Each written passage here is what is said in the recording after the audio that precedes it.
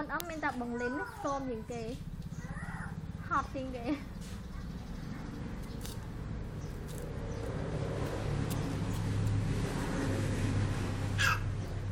ai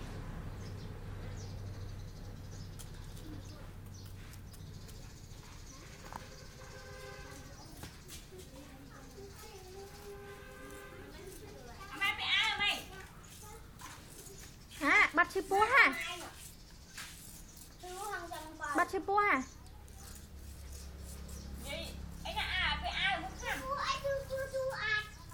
dòng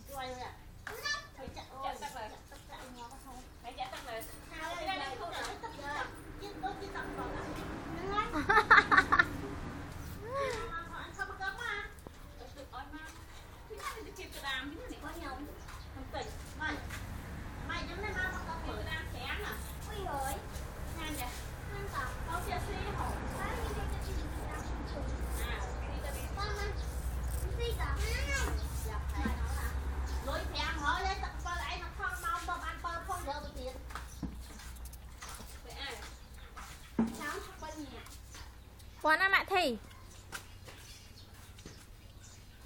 ít chứ ít lắm